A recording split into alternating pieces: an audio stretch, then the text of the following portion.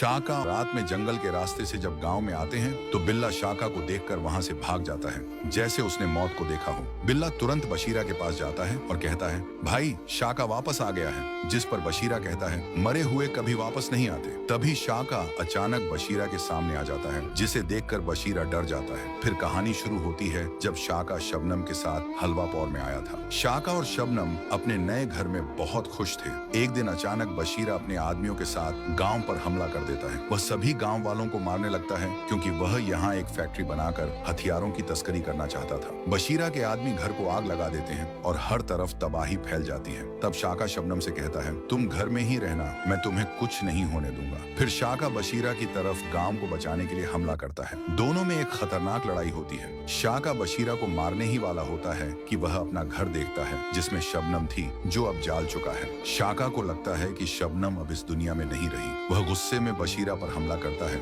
लेकिन इस बार बशीरा शाका को बहुत मारता है, जिसके कारण शाका बेहोश हो जाता है। सबको लगता है कि शाका मर चुका है। गांव को तबाह करने के बाद बशीरा अपने अड्डे पर जाकर खुश होता है। यही वजह थी कि बशीरा शाका को देखकर डर रहा था। शाका बशीरा से कहता है, आज सारा बदला पूरा होगा, तूने मेरी शबनम को मारा है। और यह कहते ही शाका बशीरा को मारने लगता है। एक खतरनाक लड़ाई के बाद शाका बशीरा से जीत जाता है। अब वह बशीरा को मारने ही वाला होता है कि बशीरा कहता है, तुम्हारी शबनम जिंदा है, मुझे छोड़ दो। तो दोस्तों, अब सवाल ये है, क्या बशीरा सच कह रहा था या नहीं?